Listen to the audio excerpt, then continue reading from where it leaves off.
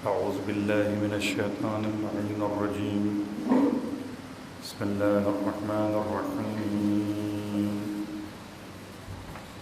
الحمد لله رب العالمين، الصلاة والسلام على أشرف الأنبياء والمرسلين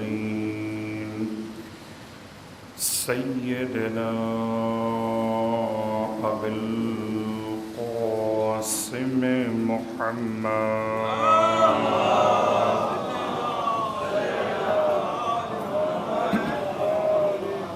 وعلى أهل بيته الطيبين الطاهرين واللعنة الدائمة على أعدائهم أجمعين. أما بعد، فقد قال الله تبارك وتعالى في كلامه الحميد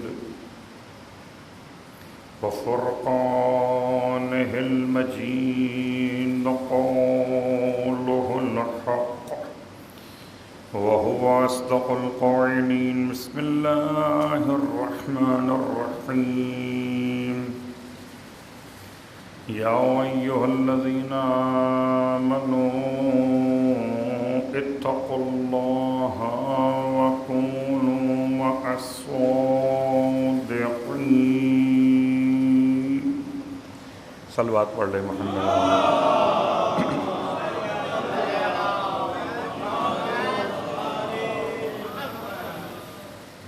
تمام تعریفیں اس خدائے بزرگ و برتر کے لیے جو صداقتوں کا پروردگار ہے، صادقین کا مالک ہے، اور تمام ہدیہ درود و سلام اور نزوات مقدسات کے لیے کہ جن کا قول بھی صادق ہے، جن کا عمل بھی صادق ہے، جن کی ولایت بھی صادق ہے. الحمدللہ الذی جعلنا من المتمسکین بالقرآن العظیم وجعلنا من المتمسکین بولایت علی بن ابی طالب علیہ السلام.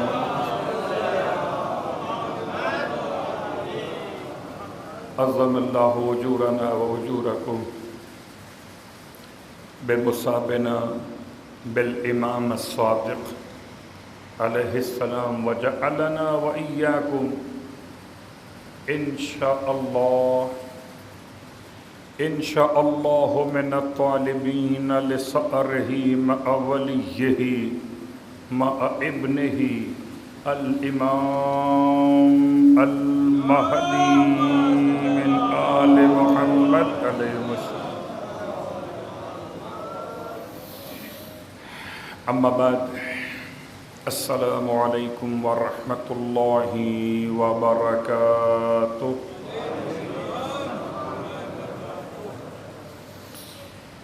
شکر خدا کے ساتھ آپ کی خدمت مقدس میں اولاً تعزیت پیش کرتا ہوں. روز شہادت فرزند زہرا، فرزند امیر المؤمنین، فرزند سرکار نبی اکرم صلی اللہ علیہ وآلہ وسلم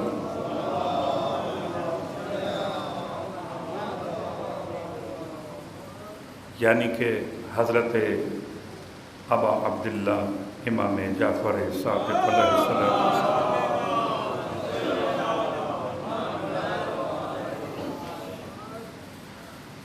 روز تعزیت کی مناسبت سے حجت خدا کی بارگاہ میں امام منتقم کی خدمت میں، وارث خون انبیاء اور وارث خون اولاد انبیاء کی خدمت میں تعزیت پیش کرتے ہیں اور خدا کی بارگاہ میں دعا کرتے ہیں، پروردگار ہم سب کو امام علیہ السلام کی سیرت پر عمل پیرا ہونے کی توفیق عطا فرما. ہم سب کو امام علیہ السلام کے روضے کی زیارت نصیب فرما. اور ہم سب کو پروردگار امام علیہ السلام کے خون کے انتقام کے لیے امام منتقم کے خادموں میں، ناصروں میں شمار۔ صلوات پڑھ لیں محمد و آل محمد۔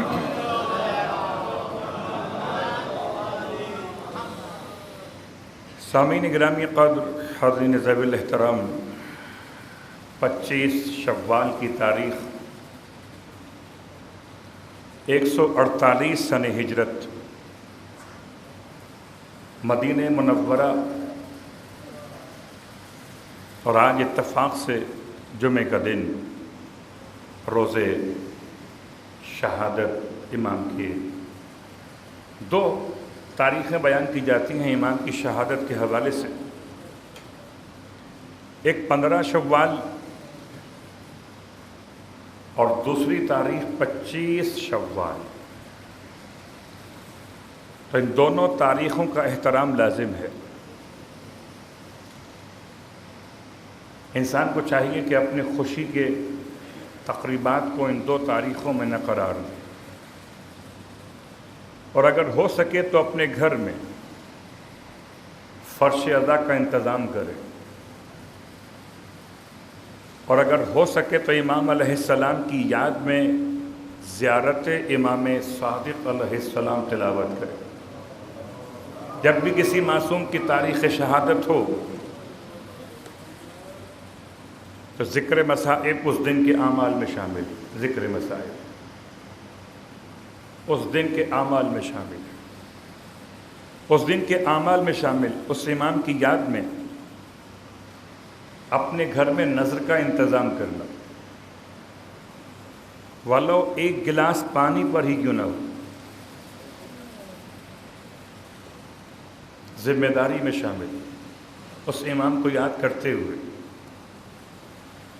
امام کی خدمت میں زیارت، یعنی کہ طریقہ سلام جو معصوم کے لیے معصوم نے بیان کیا، اس کی تلاوت کرنا۔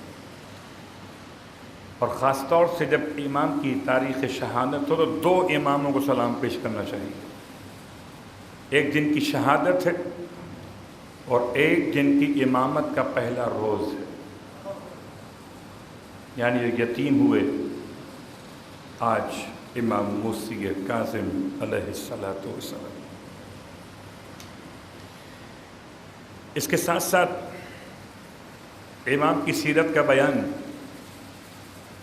امام کی شخصیت کے بارے میں چند جملات آپ کی خدمت میں عرض کرنا چاہوں گا۔ شوال کا یہ آخری جمعہ ہے، اور انشاءاللہ آئندہ جمعہ جو ہوگا تو ماہ ذی قعدۃ الحرام کا ہوگا۔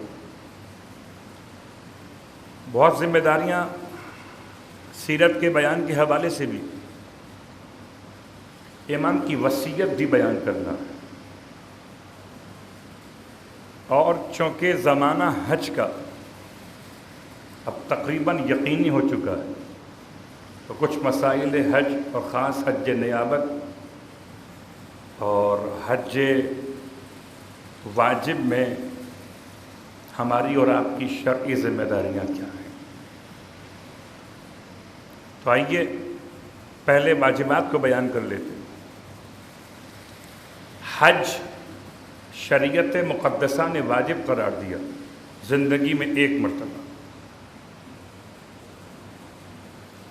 اور شرائط کے ساتھ، نہ کہ شرائط کے بغیر۔ شرائط کیا ہیں؟ ان میں سے ایک شرط کہ انسان صاحب حیثیت ہو، یعنی کہ حیثیت کا مطلب، حیثیت کا اندازہ کیسے ہوگا؟ کہ مکے جانے اور آنے کے اخراجات اپنے پاس رکھتا ہو، مکے میں رہائش کے دوران اخراجات خود اٹھا سکتا ہو، جانا اور آنا اور وہاں کی رہائش کے اخراجات، اور جب وہ حج کرنے جائے تو اس کے پیچھے اس کے وہ متعلقین کہ جن کا نان نفقہ اس پہ واجب ہے، ان کے اخراجات بھی برداشت کر سکتا ہو، اور حج کرنے کے بعد واپس آ کر ایسا فقیر نہ ہو جائے کہ اسے بھیک مانگنا پڑے۔ استطاعت۔ اب رہا مسئلہ کہ اگر مجھ پہ حج واجب ہو گیا سن 2000 کے اندر، سن 2000 میں حج تھا 1,00,000 روپے کا،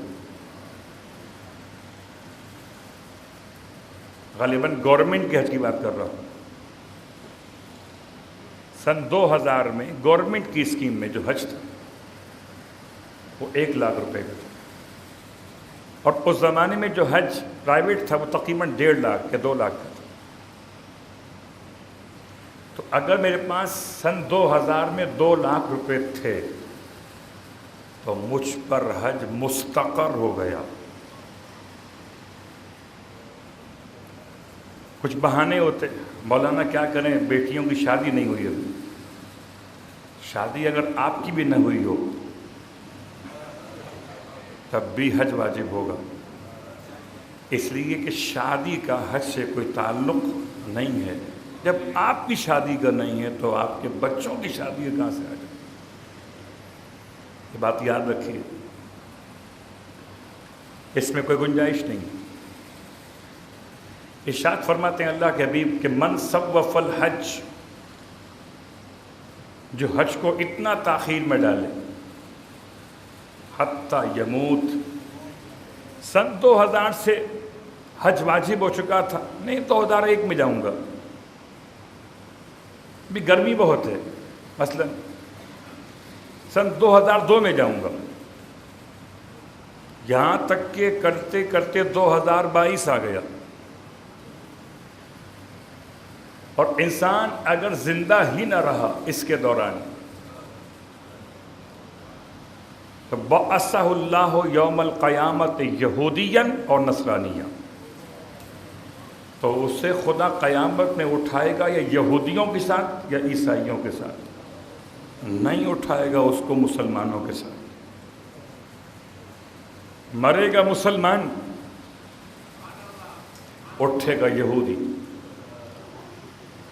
مرے گا مسلمان، اٹھے گا عیسائی۔ کب؟ جب حج واجب ہو چکا ہو اور تاخیر کے بہانوں کی بنیاد پر نہ کر سکے اور انتقال ہو جائے۔ اب رہا مسئلہ پہلا کہ مولانا حج تو واجب ہو گیا مگر اب اتنی گنجائش نہیں ہے۔ ایسی بات ہے، اگر آپ کا حج واجب 2019 میں ہوا، آپ نے نہیں کیا، وقت بھی تھا، صحت بھی تھی، عافیت بھی تھی، پیسے بھی تھے، کوئی رکاوٹ بھی نہ تھی، پھر بھی نہیں گئے، قیل اور قال کرتے رہے، اب حج ہو گیا اتنا مہنگا کہ آپ کی گنجائش سے باہر نکل گئے۔ اب سوال ہی پیدا ہوا کہ کیا قرضہ لے کر حج کر سکتے؟ بڑا مشہور ایک محاورہ ہے کہ سنتے ہیں مقروض کو حج پہ نہ جانا چاہیے۔ حاجیو اجر رسالت تو کر لو ادا، سنتے ہیں مقروض کو حج پہ نہ جانا چاہیے۔ یہ شاعر کی زبان میں ہے، اس کا فقہی مسئلہ کیا ہے؟ صلوات پڑھ لیں محمد علیہ۔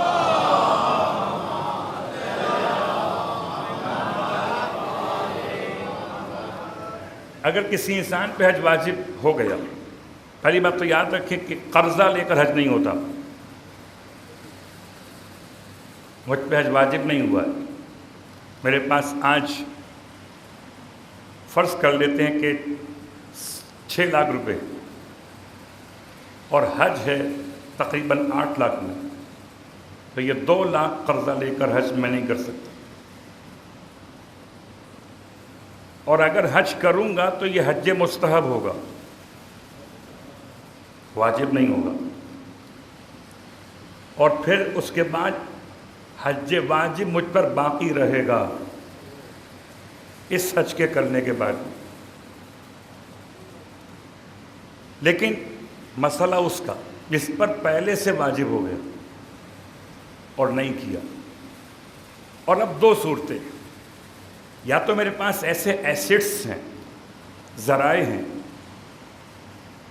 میرے پاس ایسے پلاٹس، مکان، فلیٹ، دکان یا زیورات الاخر کہ جن کی مالیت کے لحاظ سے میں قرضہ لوں تو ایڈجسٹ ہو جائے گا، تو یہ قرضہ لے کے میں حج کر سکتا ہوں. بات واضح ہو رہی؟ اب یہ قرضہ نہیں ہے، یہ پلاٹ کی قیمت کے طور پر ہے. میں نے فائل آپ کے پاس رکھوائی اور آپ سے پیسے لیے اس فائل کے اگینسٹ اور چلا گیا حج پر، تو یہ قرضہ نہیں ہے، یہ میرا پلاٹ آپ کے پاس ہے، آپ کی ملکی ہو جائے گا واجب. ایک راستہ اور، وہ کیا ہے کہ اگر حج واجب ہو گیا ہو اور آپ نے نہ کیا ہو تو قرضہ لے کر حج کر سکتے ہیں. واجب حج کیسے ہوگا؟ کہ پھر آپ کاروان جو جا رہا ہو، جس کے ساتھ جانا چاہتے ہو، اس کاروان کے ذمہ داران سے ایک ڈیل کریں، ایک مصالحت کریں. لفظ ڈیل سیاسی ہو گیا، چھوڑ دیتے ہیں، لفظ مصالحت بہتر ہے. پتہ نہیں چلتا کس کی کب ڈیل ہو جاتی ہے. خدا معلوم ڈیل ہوتی ہے یا خدا کی طرف سے ڈھیل ہوتی ہے، وہ الگ ہے.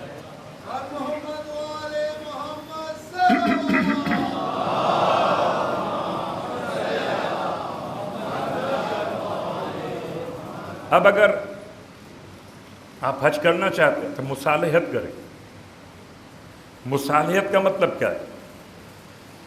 کہ جس کاروان سے آپ ٹریول کرنا چاہتے ہیں اس کاروان کے منتظمین سے ایک مصالحت کریں کہ مجھے حج کرنا ہے مگر قرضے کا مسئلہ ہے،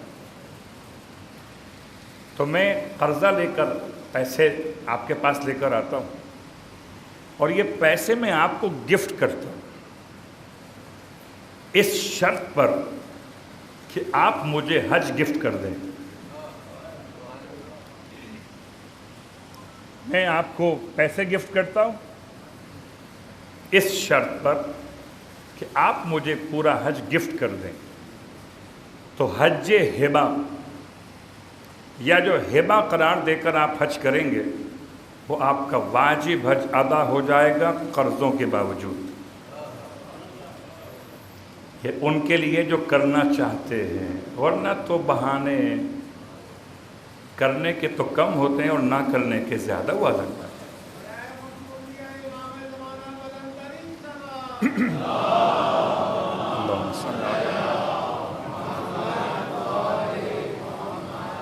اور آئیے بہت جلدی بات کو مکمل کریں کہ بات طولانی ہو گئی. پھر سن لیجئے کہ کسی کو حج نیابت پر بھیجنا کیسا ہے.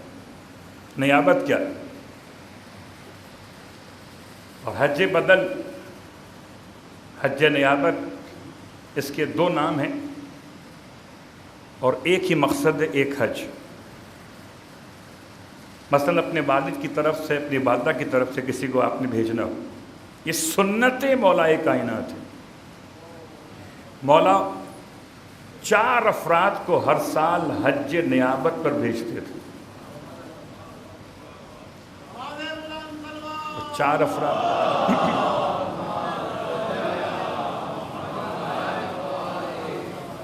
کس کا حج کرتے تھے؟ 4 افراد وہ حج کرتے تھے. ایک حضرت عبداللہ کی طرف سے، رسول خدا کے والد. ایک حضرت آمنہ کی طرف سے، آپ کی والدہ. ایک حضرت ابو طالب کی طرف سے اور ایک حضرت فاطمہ بنت اسد کی طرف سے.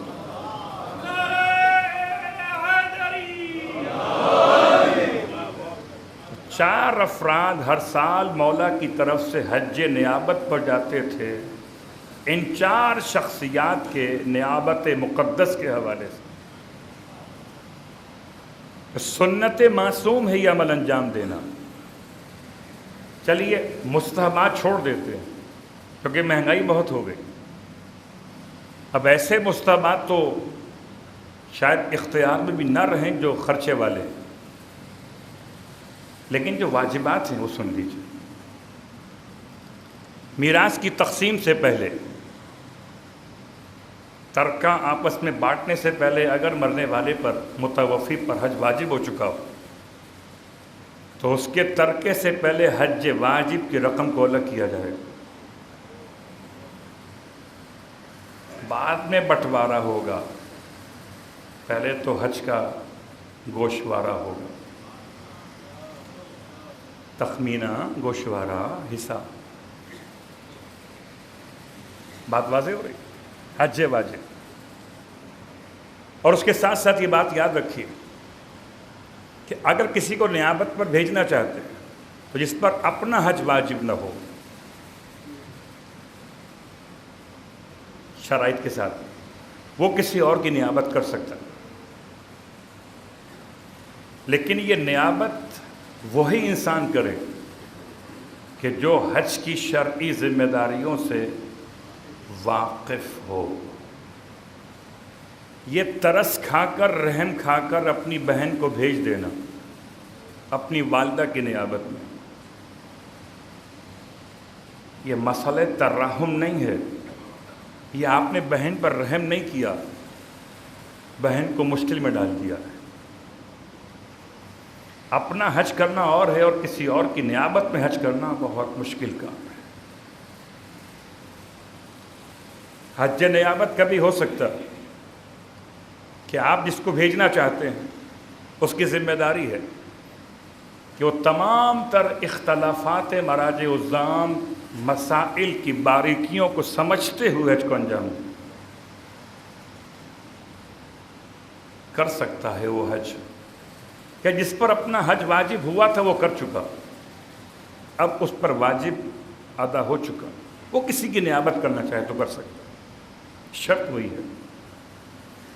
اور آخری بات، حج نیابت کی دو قسمیں ہیں۔ ایک نیابت، چونکہ یہ اس لیے بیان کر رہا ہوں کہ اب مشکلات بڑھ رہی ہیں، حج نیابت کی دو قسمیں، ایک حج بلدی، ایک حج میقاتی۔ حج بلدی مطلب شہر سے جہاں پر وہ رہتا ہو نیابت کرنے والا نائب، اس کے شہر سے مکے تک کے سفر کے سارے اخراجات پے کر۔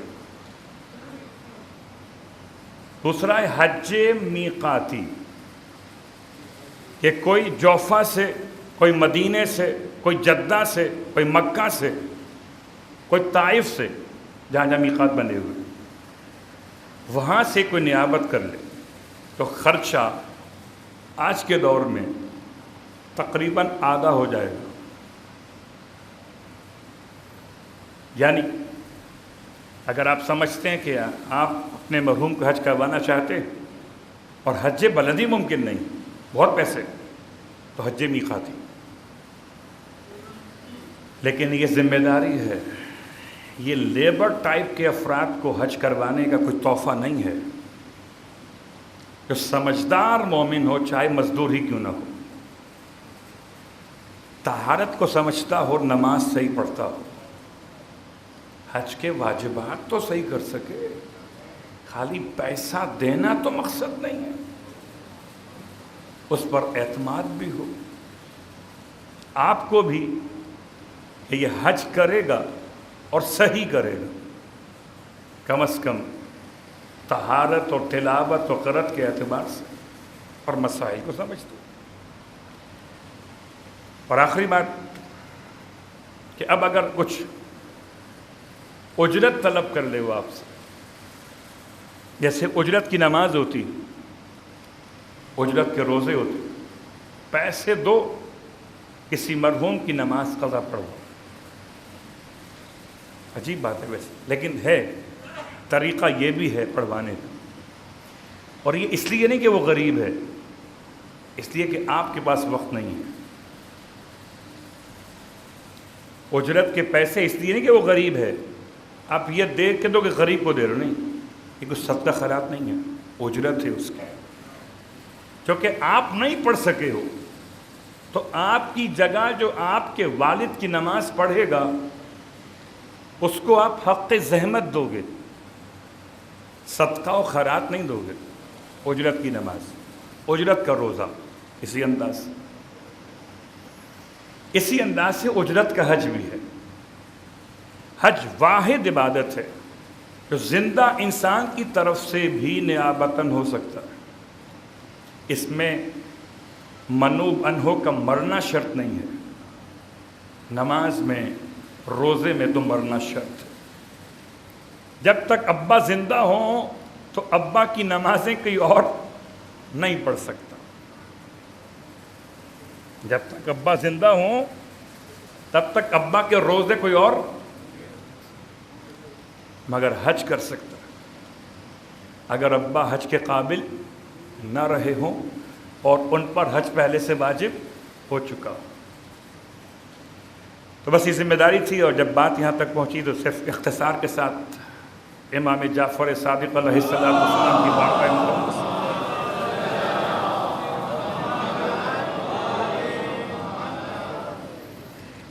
امام علیہ السلام نے حج پہ حج کیے، جیسے چوتھے امام نے کیے، پانچویں امام نے کیے۔ اسی انداز سے عرفہ کے میدان کی دعائے عرفہ امام حسین علیہ السلام بھی ہے اور امام جعفر صادق علیہ السلام بھی۔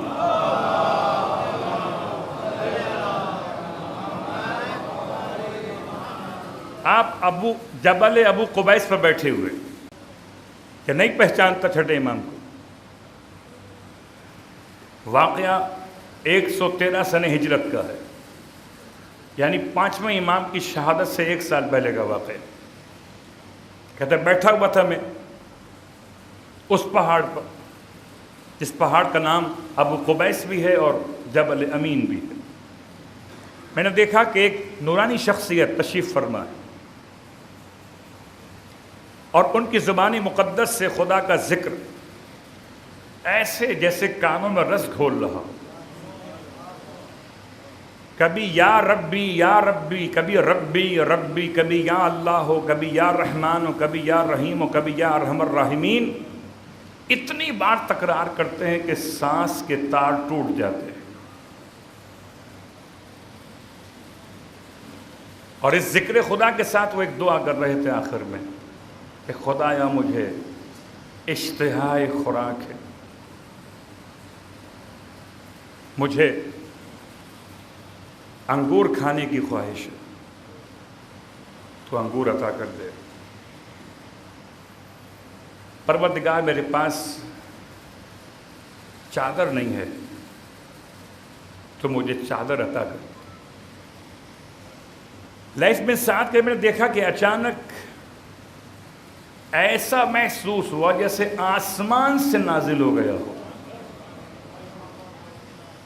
کوئی خوان نعمت، جس پر پوش رکھا ہوا تھا۔ پوش کو ہٹایا اس نے تو تازے انگور بھی تھے اور 2 چادریں مثل احرام کے تھیں۔ یہ جانتا نہیں ہے امام کو، کہتا میں امام کے قریب گیا، یعنی اس شخص کے قریب گیا اور انگوروں کو دیکھ کے میں نے کہا کہ جی میرا بھی حصہ ہے،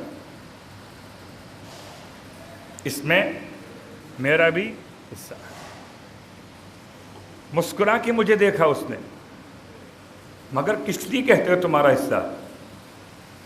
کہنے لگا آپ دعا کر رہے تھے، میں آمین کہہ رہا تھا۔ صلوات پڑھ لیں محمد وعلیہ۔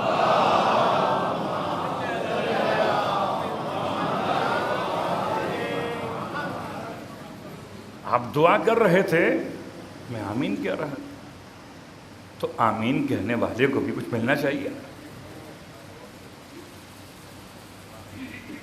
امام پلٹ کے فرماتے کہ میری دعا تیری آمین کی محتاج نہیں ہے، لیکن یہ شان کرم کے مناسب نہ ہوتا۔ اگر کوئی امید لگا لے تو اس کی امید کو معصوم توڑا نہیں کرتا۔ آپ نے فرمایا اچھا۔ انگور امام نے اسے عطا کیے، کہتے ہیں مجھے چادر کی حاجت نہیں، بس انگور کھانے تھے۔ امام نے شکر خدا کو ادا کیا اور وہ چادریں آپ نے زیب تن فرمائی، مسلمان تم اب دور چلے جاؤ. آپ نے وہ چادریں زیب تن فرمائی. کہتا ہے میں انگور کھا کے چلا، ایسا انگور تھا کہ میں نے ایک دانہ اٹھا کے کھایا اور اس کے بعد نہ بھوک کا احساس رہا نہ پیاس کا احساس رہا. کیا ایک انگور میں کمال تھا. میں کہتا ہوں انگور کا کمال نہیں تھا، دست معصوم کا کمال. ایک انگور میں بھلا کوئی کسی کا پیٹ بھر سکتا ہے، اسے تو منہ نہیں بھرتا، پیٹ کہاں بھرے گا. صلوات پڑھے محمد و آل محمد. ایک انگور سے کیا.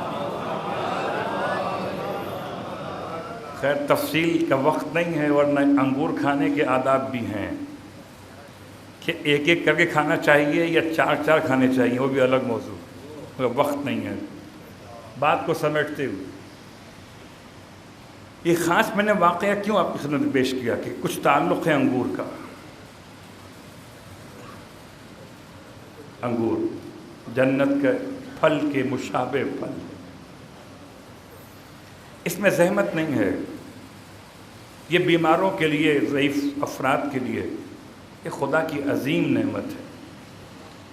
پانی کی کمی بھی دور کرتا ہے، توانائی پہنچاتا ہے. اس کے بعد کہتے ہیں میں پہچان نہ سکا کون تھے. جب نیچے میں صحن میں پہنچا خانہ کعبہ کے تو دیکھا کہ مجمع ان کی طرف لپک رہا ہے، لپٹنا چاہتا ہے. میں نے پوچھا لوگوں سے یہ ہیں کون؟ کہ تجھے نہیں معلوم یہ جعفر صادق آل محمد ہیں.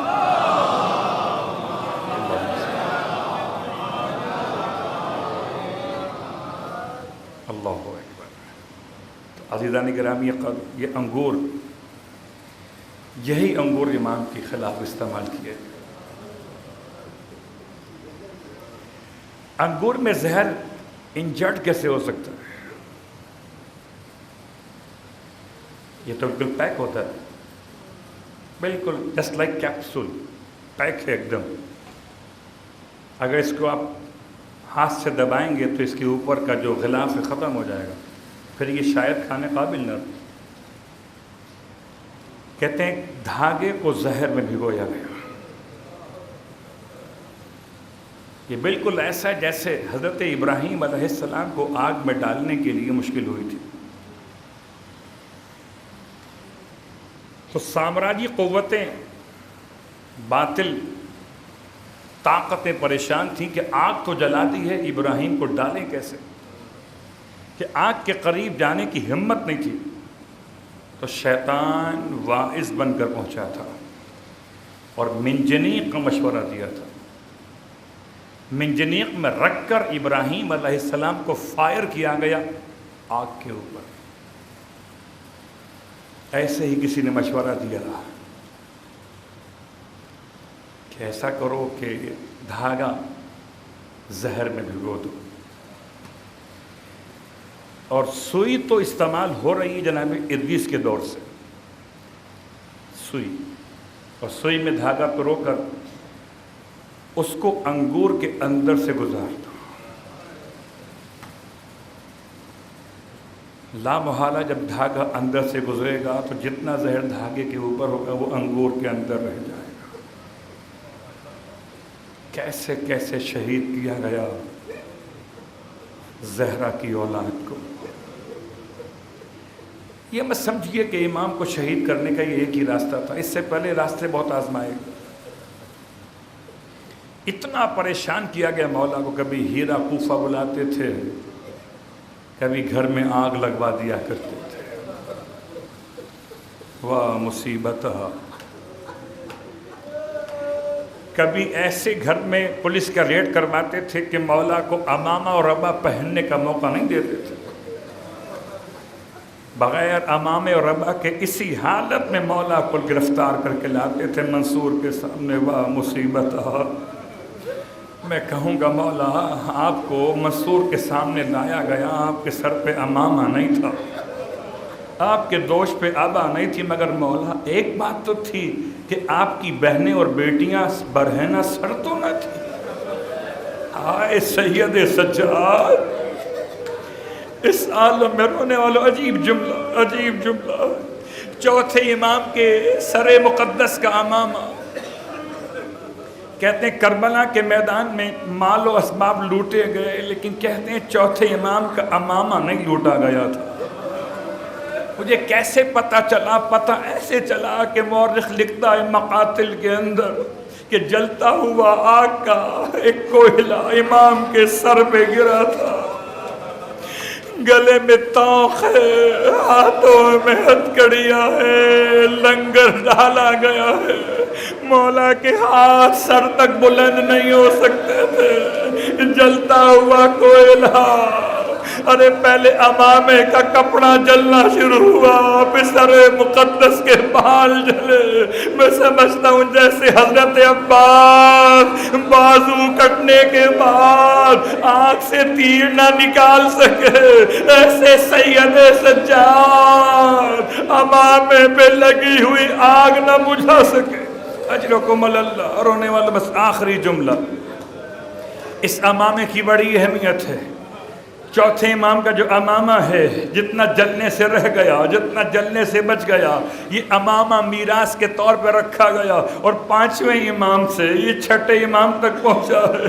ساتویں امام نے اپنے بابا کے غسل کفن کے موقع پر اپنے دادا کا امامہ نکالا، سید سجاد کا وہ امامہ جو کربلا میں میرا مولا پہنے ہوئے تھا، اسے کفن کے ٹکڑوں میں شامل کیا۔ واہ مصیبت، واہ محمد، مولا انگور کے زہر سے شہید تو کیے گئے، لیکن مولا آپ کے بچے اسیر نہ ہوئے، آپ کے گھر کو آپ کی شہادت کے بعد نہ لوٹا گیا۔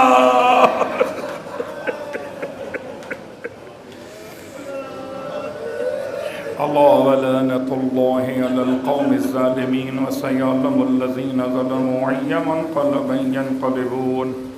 بار اللہ واسطہ محمد و آل محمد کا ہماری اس عبادت کو اپنی بارگاہ میں قبول و مقبول فرما۔ پروردگار امام علیہ السلام کے قاتلین پر لعنت شدید کو نازل فرما۔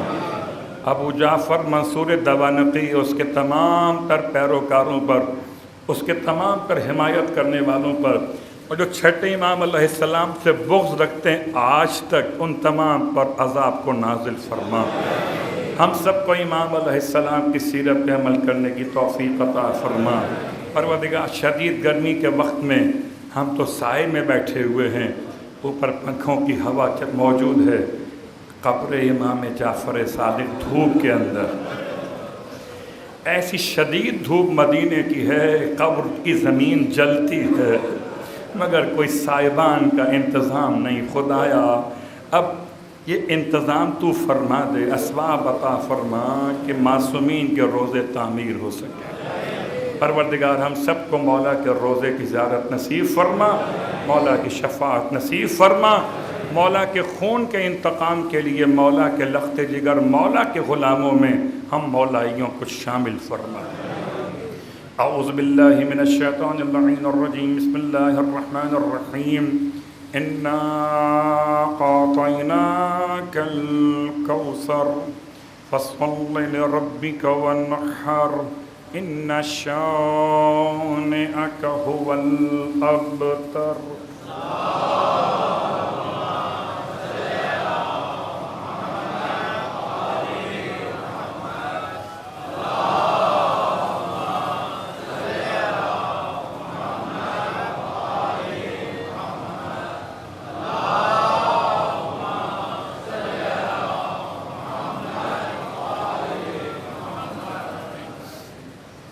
اعوذ باللہ من الشیطان اللعین الرجیم، بسم اللہ الرحمن الرحیم۔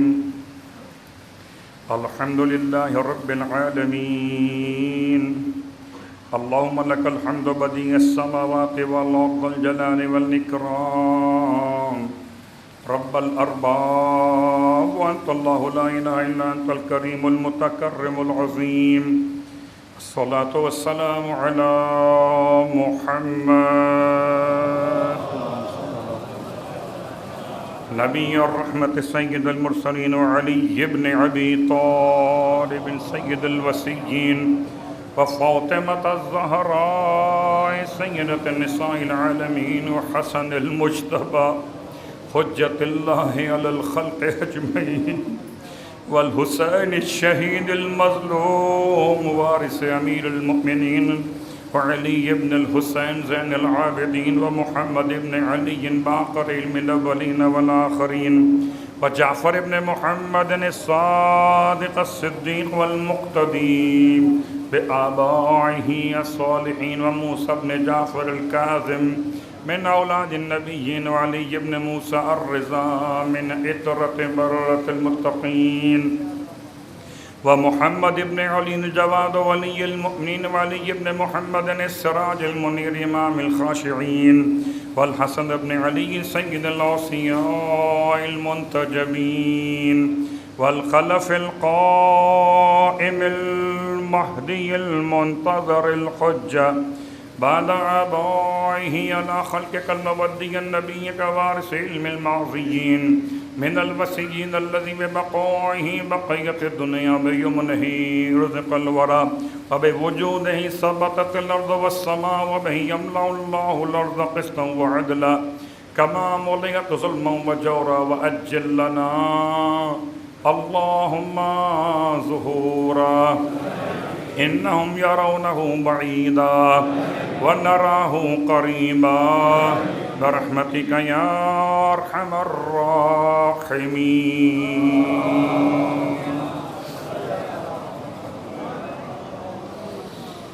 تمام تعریفیں اس خدائے بزرگ برتر کے لیے جو اہل تقوی بھی اور اہل مغفرت اور تمام ہدیہ درود و سلام اور نزوات مقدسات کے لیے جو باعث تقوی بھی ہیں اور باعث مغفرت. اما بعد اپنے نفس کے لیے اور تمام صاحبان ایمان کے لیے مسلسل وہی پیغام اتقوا اللہ حق تقاتہ یا واتقوا اللہ ما استطعتم. اے بندگان خدا اللہ کی بارگاہ میں تقوی اختیار کیجیے، اپنے آپ کو گناہوں سے بچائیے. گناہ کبھی خیالات میں ہوتے ہیں، کبھی نگاہوں سے ہوتے ہیں، کبھی زبان سے ہوتے ہیں اور کبھی سماعتوں سے ہوتے ہیں، کبھی ہاتھوں سے ہوتے ہیں، کبھی باقی بدن کے پوشیدہ مقامات سے. ہر قسم کے گناہ سے اپنے آپ کو بچائیے. نہ کسی کے بارے میں برا خیال کیجیے، نہ کسی پر تہمت اختیار کیجیے، نہ کسی کی شخصیت کو زخمی کرنے کے لیے اس کی غیر موجودگی میں اس کی برائیاں پھیلائیے. کہ برائی تو برائی ہے، اس سے بدبو تو آ سکتی، خوشبو نہیں آ سکتی. امام کی وصیت، یہ چند جملے آپ کی خدمت میں جو وصیت چھٹے امام علیہ السلام نے ساتویں امام کو فرمائی.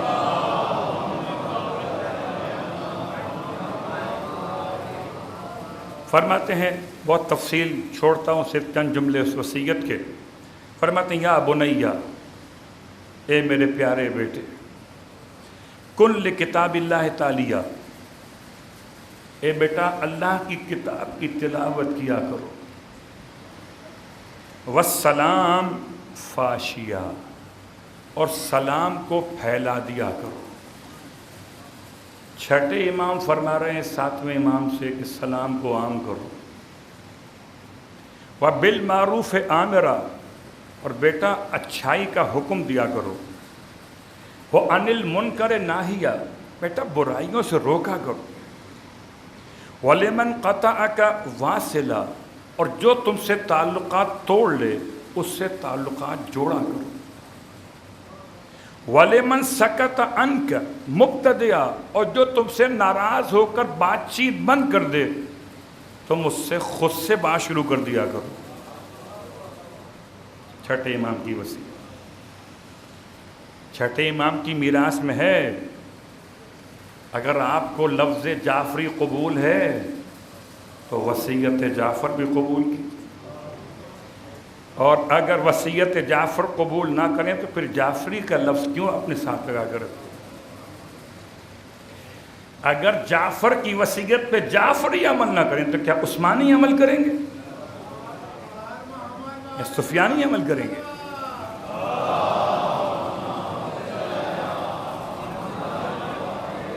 وَلِمَنْ سَكَتَ عَنْكَ مُبْتَدِعًا، اور جو آپ سے بات چیت بند کر ناراض ہو کر مبتدع، اس سے خود سے آغاز کرو بات کرنے کا۔ امام فرمائے وَلِمَنْ سَأَلَكَ مُعْطِيًا، جو تمہیں سوال کرے اسے عطا کرو۔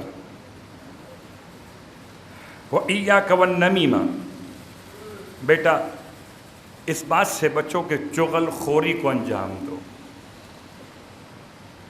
کہ دلوں میں فاصلے پیدا کر دیتی ہے، برائیاں قائم کر دیتی ہے۔ اے بیٹا بچو اس بات سے کہ لوگوں کے عیوب تلاش کرو،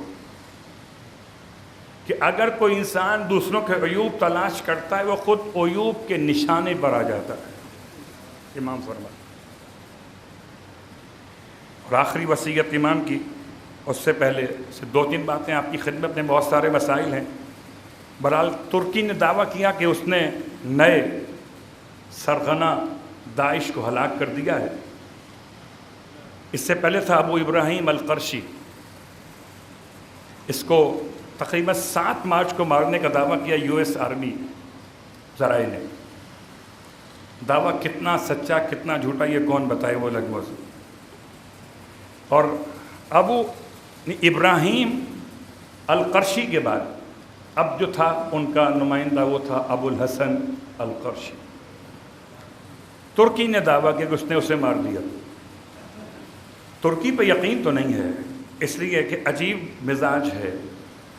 2 پڑوسی ہیں عراق اور شام، وہاں تو حملے کرتا ہے، اسرائیل سے محبت کی داستانیں بڑھاتا ہے۔ ایک پڑوسی وہ، اور خدا کا بڑا احسان کہ مزاحمتی استقامتی محاذ کے دھمکیوں کے بعد اب اسرائیل کی عدالت نے فیصلہ واپس لے لیا۔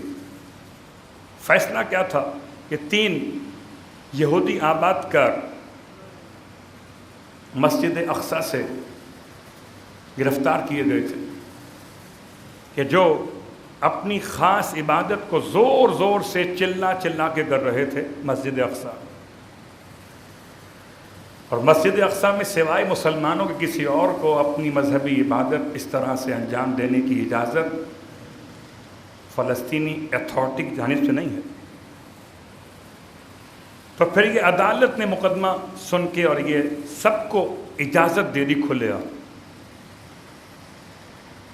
کہ اپنے مناسک کے دم لوٹی کو ادا کرتے ہوئے وہ اپنی آواز سے کر سکتے۔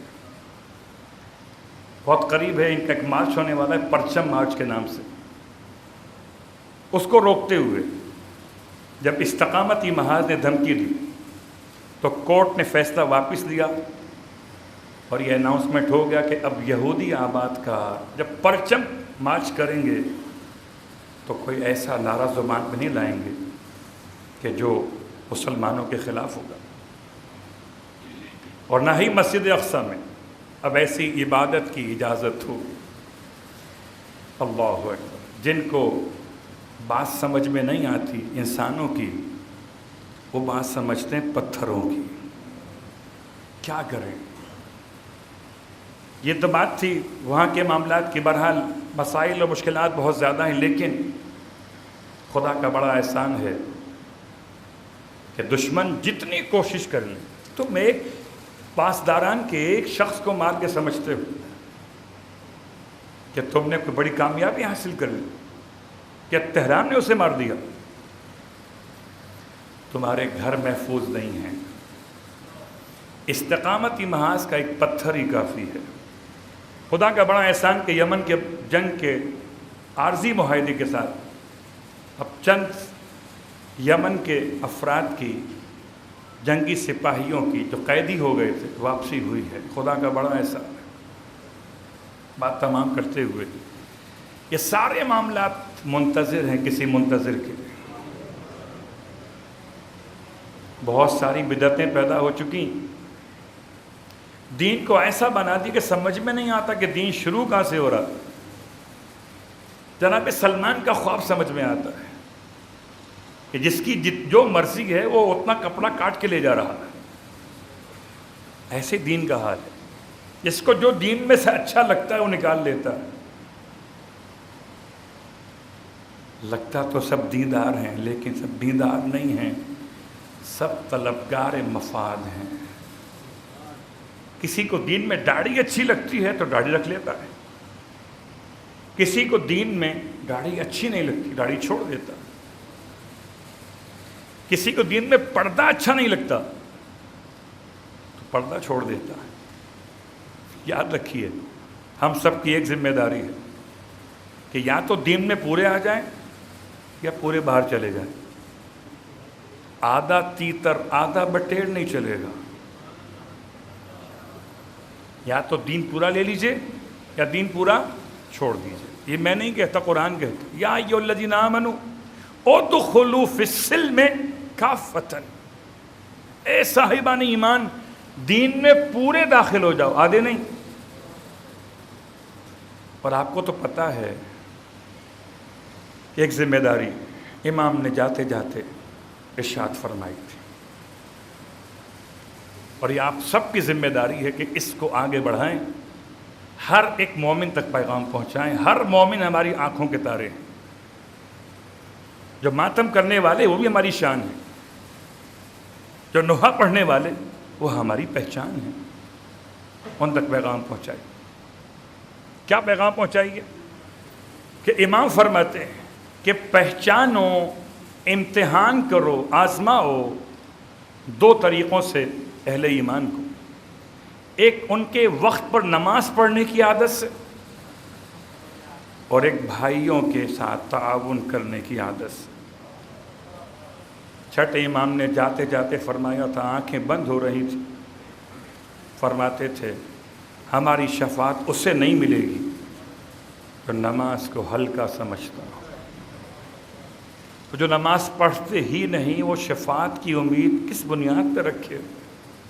خدا مجھے بھی اور آپ کو بھی کربلا والوں کے صدقے میں نماز گزاروں میں شامل جیسی نماز حبیب ابن مظاہر نے پڑھی، جیسی نماز مسلم ابن اوسجہ نے پڑھی، جیسی نماز امام نے خود ادا فرمائی، اس نماز کی برکت سے خدا مجھے اور آپ کو نمازی بنائے، میرے اور آپ کے اہل و عیال کو، متعلقین کو، ذریت و اولاد کو بھی نماز گزاروں میں شامل فرما۔ امام زمانہ علیہ السلام کے ظہور میں تعجیل فرما۔ امام کا واسطہ ہمارے وطن کی حفاظت فرما، وطن کے دشمنوں کو تباہ و برباد فرما۔